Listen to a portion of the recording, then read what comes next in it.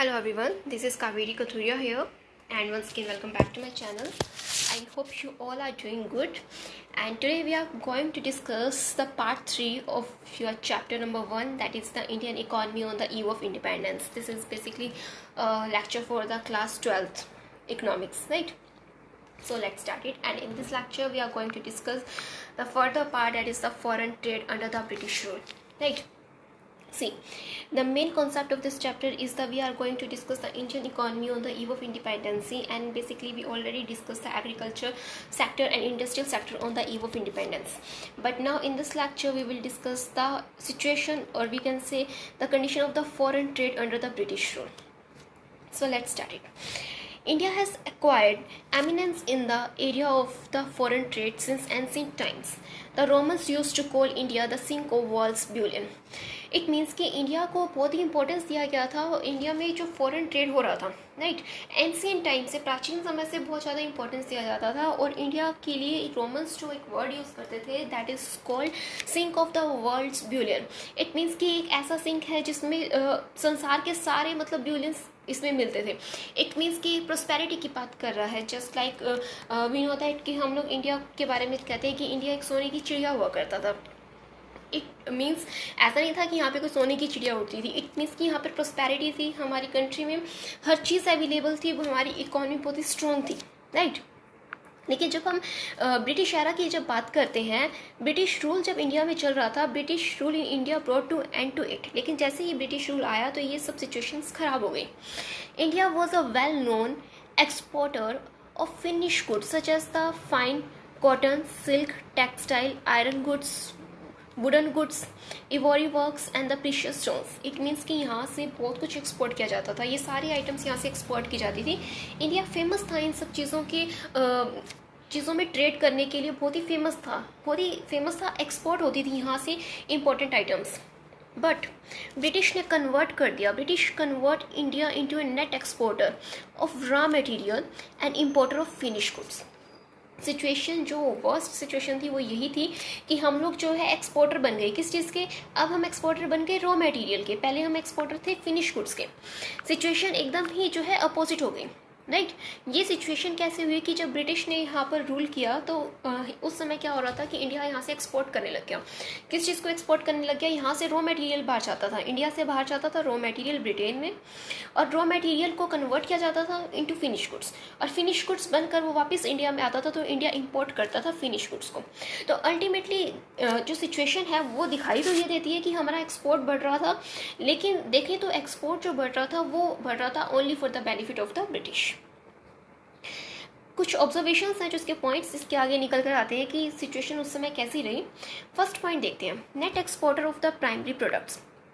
Primary product का exporter बन गया इंडिया, और इंपोर्टर बन गया किसका? फिनिश गुड्स का.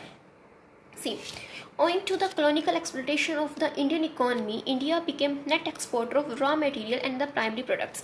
Raw material का एक्सपोर्टर बन गया और प्राइमरी प्रोडक्ट्स का एक्सपोर्टर बन गया. अब यहाँ से क्या जाता था बाहर? रॉ सिल्क जाता था, cotton, wool, jute, Indigo and the sugar, ये सारी चीज़ें यहाँ से बाहर जाती थी. और फिर हम क्या करते थे? इम्पोर्टर बन जाते थे. वो लोग फिनिश गुड्स बनाते थे और इंडिया में इम्पोर्ट करते थे, right.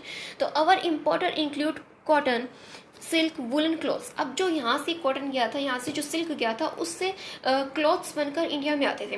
Beside several types of capital good produced in England, और इंग्लैंड में इसके अलावा बहुत ज़्यादा कैपिटल गुड्स भी प्रोड्यूस किए जाते थे.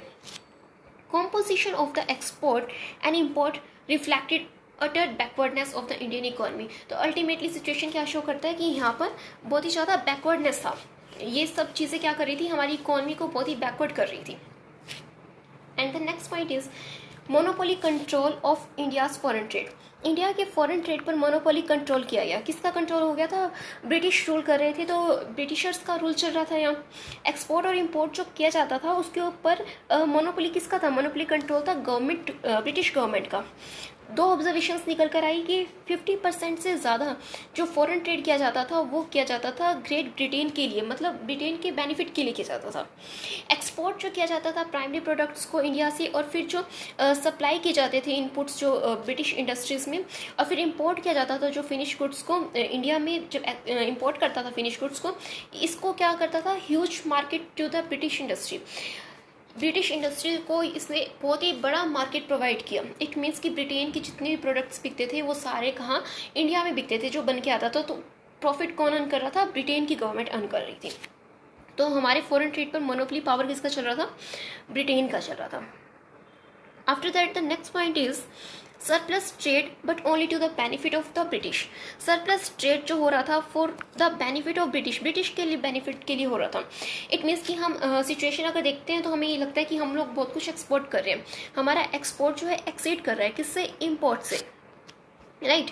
लेकिन हम अगर देखें तो इसका बेनिफिट मिल किसको रहा है? सिर्फ ब्रिटिश गवर्नमेंट को मिल रहा है। हम एक्सपोर्ट कर क्या रहे हैं? हम कोई कैपिटल गुड एक्सपोर्ट नहीं कर रहे हैं, हम सिर्फ प्राइमरी गुड एक्सपोर्ट कर रहे हैं, जिसके बदले में हमें कुछ ज़्यादा पैसा फॉरेन करेंसी नहीं मिलता है, बहुत ही लिमिटेड मिलता है। लेकिन जो हम इम्पोर्ट करते हैं उसका जो फिनिश गुड्स यहाँ मिलता है, उसका जो ह्यूज मार्केट ब्रिटेन को मिलता था, उसका बेनिफिट ज़्यादा ब्रिटेन को हो रहा था एज कंपेरिजन टू हमें एक्सपोर्ट से इतना बेनिफिट नहीं हो रहा था। तो सरप्लस जो ट्रेड हो रहा था उसका बेनिफिट किससे जा रहा था? ब्रिटिश को। तो ये थी हमारी फॉरेन ट्रेड की कुछ condition during the British rule, right. Now the next topic is the demographic profile during the British rule. अब हम कुछ डेमोग्राफिक कंडीशन देखते हैं कि ब्रिटिश रूल के समय during the British era demographic condition कैसी थी। First is the birth rate and death rate. अब birth rate and death rate को देखें तो उस समय जो बर्थ एंड डेथ रेट था वो बहुत ही ज़्यादा हाई था, very high. It was nearly 48 and 40 पर 1000 रिस्पेक्टिवली। इट मीन्स कि बर्थ रेट भी बहुत ज़्यादा इंक्रीज हो रहा था, पॉपुलेशन भी इंक्रीज हो रही थी। ऑन द अदर हैंड जो डेथ रेट है वो भी बहुत ज़्यादा इंक्रीज हो रहा था, जस्ट बिकॉज कि यहाँ पर जो है पॉवर्टी भी आप जो है देखेंगे कि इकोनॉमी में क्या था, बहुत ज़्यादा पॉवर्टी आ रही थी। अब ब्रिटिशर्स जो भी बिजनेस करते थे अपने बेनिफिट्स के लिए करते थे, इंडिया की सोसाइटी के लिए, इकोनॉमी की अपलिफ्ट के लिए कुछ नहीं करते थे। तो क्या था, यहाँ पर birth rate and death rate दोनों ही इंक्रीज हो रहे थे। Next is the infant mortality rate, right. Infant mortality rate क्या होता है कि ये वो रेट है जो आपको एक ऐसा दर जो आपको ये बताता है कि जो बच्चे 1 साल से कम उम्र के होते हैं तो वो कैसे, मतलब वो 1 साल से कम उम्र के बच्चे एक्सपायर हो जाते हैं due to the malnutrition, कि उन्हें न्यूट्रिशन नहीं मिल पाता, उनकी पुअर हेल्थ केयर रहती है, इस वजह से 1 साल से पहले ही वो बच्चे एक्सपायर हो जाते हैं, राइट। तो अब ये रेट भी जो क्या है उस समय बहुत हाई था। 1000 के पीछे देखें तो कम से कम 218 बच्चे ऐसे थे जो 1 साल से पहले ही एक्सपायर हो जाते थे due to the poor health care. लेकिन अगर आप अब सिचुएशन प्रेजेंट में देखें तो अब ये जो ये आपका रेट है बहुत डाउन हुआ है, but during the British rule ये बहुत हाई था। Next is the life expectancy ratio. Life expectancy ratio क्या बताता है आपको कि एक पर्सन की एवरेज लाइफ क्या हम एक्सपेक्ट करते हैं। जब हम ब्रिटिश एरा की बात करते हैं तो उस समय एक पर्सन की एवरेज लाइफ सिर्फ 32 साल एक्सपेक्ट की जाती थी कि एक बंदा जो है एवरेज 32 साल जी सकता है। लेकिन अगर प्रेजेंटली देखें तो हम कम से कम 69.4 ईयर्स, मतलब 69 years and 4th month expect करके चलते हैं, जो ये आपका डाटा बता रहा है उसके अकॉर्डिंग। तो लाइफ एक्सपेक्टेंसी रेशो क्या है, अब इंक्रीज हुआ है, but during the British era ये लाइफ एक्सपेक्टेंसी रेशो आपका क्या था, बहुत ही ज़्यादा डाउन था। तो ये डेमोग्राफिक कंडीशन है। Next is literacy rate. Literacy rate क्या बताता है? लिटरेसी रेट रेफर करता है एक ऐसा रेट, एक ऐसा अनुपात जो आपको ये बताता है कि ऐसे कितने लोग हैं जो लिख सकते हैं, पढ़ सकते हैं, who can read and right.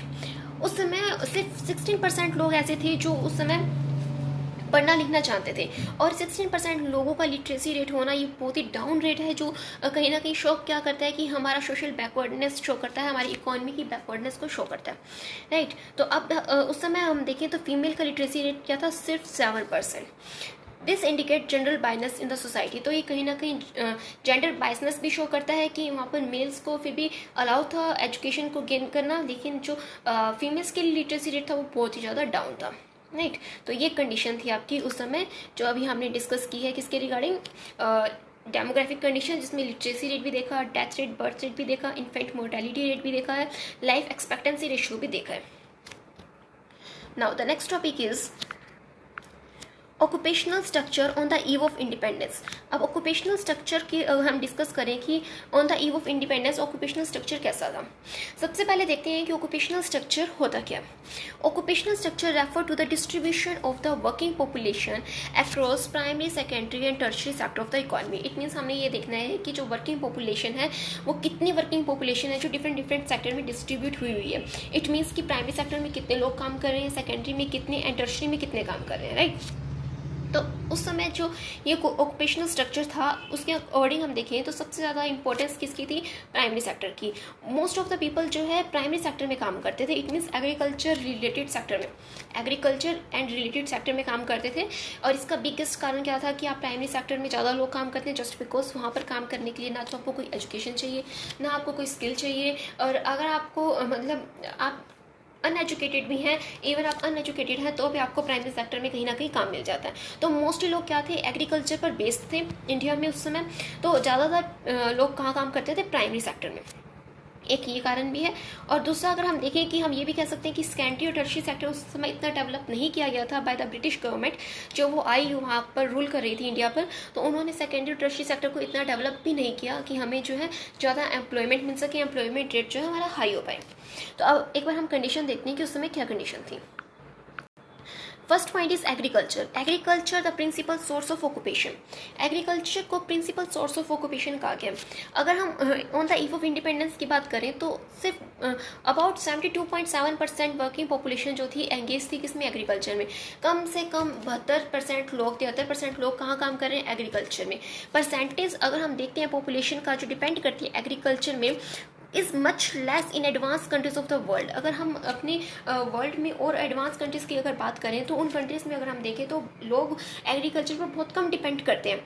For instance England में सिर्फ और अमेरिका में देखें तो 2% लोग, और जापान में 12%, जर्मनी में 4%। मतलब ओवरऑल सिचुएशन शो कर रहा है कि जो हमसे ज़्यादा डेवलप्ड कंट्रीज़ हैं वहाँ पर बहुत कम लोग हैं जो एग्रीकल्चर पर डिपेंड करते हैं। लेकिन इंडिया जो है उसके अंदर तो 72% जो अपनी पॉपुलेशन है, वर्किंग पॉपुलेशन है, वो किस पर डिपेंड कर रही थी, एग्रीकल्चर पर। तो कहीं ना कहीं क्या शो कर रहा था, बैकवर्डनेस किसकी, इंडियन इकोनॉमी का। नेक्स्ट आपका इंडस्ट्रियल सेक्टर। इंडस्ट्रियल सेक्टर क्या है कि इनसिग्निफिकेंट सोर्स ऑफ ऑक्यूपेशन है।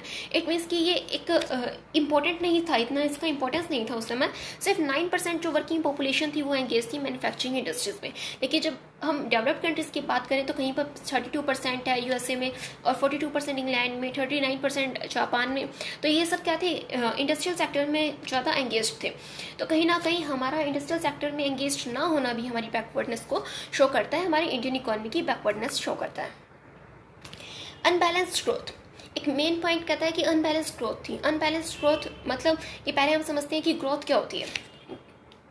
Growth is set to be balanced. Growth को कहता है कि बैलेंस तब कहेंगे जब all the sector of the economy, all the sector means यहाँ पर 3 सेक्टर हैं, primary, secondary and tertiary. All the sector of the economy equally developed है। In the case of India secondary और tertiary were in the infant stage of the growth. अगर हम India की बात करें तो हमारे इंडिया में सेकेंडरी और टर्शरी सेक्टर जो है बहुत ही इनिशियल स्टेज पर थे, इन्फेंट स्टेज पर थे, अभी जो खुद ही ग्रो कर रहे थे, राइट। तो यहाँ पर क्या कहते हैं कि हमारे तीनों सेक्टर जो है इक्वली बैलेंस्ड नहीं थे, वेल डेवलप्ड नहीं थे। तो कंक्लूजन क्या कहता है कि इंडियन इकोनॉमी जो थी at the time of independence जो थी was loop sided and therefore backward. तो बहुत ही बैकवर्ड टाइप की हमारी सिचुएशन थी हमारी कंट्री में अगर हम ऑक्यूपेशनल स्ट्रक्चर को देखते हैं, राइट। तो ये है आपका occupational structure on the eve of independence. Now the next topic is infrastructure on the eve of independence. अब हम इंफ्रास्ट्रक्चर कंडीशन देखते हैं कि इंडिपेंडेंस के समय इंफ्रास्ट्रक्चर कंडीशन हमारा कैसा था। Infrastructure refer to the element of the economic change. Infrastructure किसको रेफर कर रहा है, इकोनॉमिक चेंज को, एज वेल एज इसमें हम कंसिडर कर रहे हैं सोशल चेंज को। सी इकोनॉमिक चेंज का क्या मीनिंग है, means of transport, communication, banking, power and energy, ये सब चीज़ें देख रहे हैं। और सोशल चेंज के एलिमेंट्स क्या रहेंगे, जस्ट लाइक ग्रोथ, किसका ग्रोथ, एजुकेशन का, हेल्थ का, हाउसिंग का, housing facilities which were serve as foundation for the growth and development of the country. अगर हम किसी कंट्री की ग्रोथ देखना चाहते हैं, डेवलपमेंट देखना चाहते हैं, तो हम यही देखते हैं कि वहाँ का इंफ्रास्ट्रक्चर कैसा है, जस्ट लाइक कि वहाँ का ट्रांसपोर्टेशन सिस्टम कैसा है, कम्युनिकेशन सिस्टम कैसा है, बैंकिंग सिस्टम कैसा है, एजुकेशन पर कितना खर्च होता है, या फिर हम ये कहें कि एजुकेशन का क्वालिटी कैसा है, हेल्थ केयर फैसिलिटीज़ कितनी अवेलेबल है, हाउसिंग फैसिलिटीज़ कितनी अवेलेबल है। तो यही सब चीज़ें देखकर हम क्या चीज़ एस्टिमेट करते हैं कि वहाँ का इंफ्रास्ट्रक्चर कैसा है, राइट। और अगर हम इंडिया की बात करते हैं कि on the eve of independence India का कंडीशन कैसा था। सी उस समय ब्रिटिश एरा में बहुत कुछ डेवलप किया गया था इंडिया में, नो डाउट कि उस समय रेलवेज भी आई, रोड्स भी बिछाई गई थी और कुछ पोर्ट्स भी डेवलप किए गए थे, बट इसका बेनिफिट ज़्यादा था सिर्फ ब्रिटिश गवर्नमेंट को। सबसे पहले वो लोग रेलवे लेकर आए, रेलवे को डेवलप किया गया था कि ट्रांसपोर्ट किया जा सके फिनिश गुड्स को, कहाँ, from Britain to interiors of the colonial India. अगर ब्रिटेन से हम ट्रांसपोर्ट करके फिनिश गुड्स को इंडिया में लाना चाहते थे, इसका एम क्या था कि मार्केट को बढ़ाना। किसका मार्केट साइज? ब्रिटिश प्रोडक्ट्स को बेचने के लिए मार्केट को बढ़ाना था और प्रोडक्ट्स को इंडिया तक लाना था। इसके लिए उन्होंने जो है रेलवे लाइन बिछाई गई थी। Next is port. पोर्ट को डेवलप किया गया किस लिए? हैंडल करना था हमें एक्सपोर्ट को। एक्सपोर्ट किया जाता था, जो यहाँ से रॉ मटेरियल जाता था और वहाँ से फिनिश गुड्स बनकर आता था, तो बंदरगाह के थ्रू भी किया जाता था, पोर्ट्स वगैरह के थ्रू भी ये सब काम किए जाते थे, तो यहाँ पर पोर्ट्स भी डेवलप किए गए। Next is post and telegram facilities भी है डेवलप की गई to enhance the administrative efficiencies. तो पोस्ट एंड टेलीग्राफ जो है ये डेवलप किए गए। इट मीन्स की कम्युनिकेशन सिस्टम थोड़ा सा डेवलप हुआ। Next is the road were developed. Roads को डेवलप किया गया किस लिए? Facilitate transportation of the raw material from different parts of the country to the ports. It means कि रोड बनाई गई, सड़कें बिछाई गई, ताकि जो है सामान को एक तरफ से दूसरी तरफ ले जाना, ट्रांसपोर्ट करना थोड़ा ईजी रहे। राइट तो ब्रीफली क्या कहता है कि लास्ट में कंक्लूजन क्या देता है कि some modest infrastructural change in the economy during the British Raj is not denied. कहता है कि हालांकि हल्का फुल्का जो इंफ्रास्ट्रक्चरल चेंज जो है इकोनॉमी में हुआ था ड्यूरिंग द ब्रिटिश एरा, जिसे हम ब्रिटिश राज के नाम से भी जानते हैं, but motive behind this change was not the growth and development of the Indian economy, rather it was the growth and development of the British economy through colonial exploitation of the Indian economy। कहता है कि हालांकि यहाँ पर बहुत कुछ improvement की गई थी, लेकिन इसका बेनिफिट था सिर्फ ब्रिटिश गवर्नमेंट को, इंडिया के डेवलपमेंट के लिए बेनिफिट के लिए कुछ नहीं किया गया था। Consequently the Indian economy remain to be backward. और रिजल्ट क्या निकला? कंक्लूड क्या किया जाता है कि इंडियन इकॉनमी क्या थी? बैकवर्ड रही। ये हम भी जानते हैं कि जब हमारा कंट्री आज़ाद हुआ था तब उस समय हम कितने पिछड़े हुए, हमारी इकॉनमी कितनी बैकवर्ड थी। राइट तो ये सब जो है ब्रिटिशर्स यहाँ आए और सब कुछ कबाड़ा करके चले गए। तो मतलब क्या था कि पूरी की पूरी जो एक इंडियन इकॉनमी थी उसे डिस्ट्रॉय किया उन्होंने। जो देश सोने की चिड़िया कहलाता था, अब वो एक लाचार टाइप का बन चुका था। हर तरफ से मतलब बैकवर्डनेस ही शो हो रही थी हमारी इकॉनमी में। राइट तो इसी के साथ आपका ये चैप्टर नंबर 1 कंप्लीट होता है। इसके 2 लेक्चर्स ऑलरेडी अपलोडेड हैं ऑन माई यूट्यूब चैनल। अगर आपने नहीं देखे तो आप वो देख सकते हैं। राइट और अगर आपको ये लेक्चर अच्छा लगे तो you can like my channel, you can subscribe to my channel, you can also share with your friends, and if you have any query, any doubt, you can ask me in the comment section. Right, I'll be happy to answer you. So meet you in the next lecture with the upcoming chapter. So meet you in the next lecture. Thank you very much. Thanks for listening.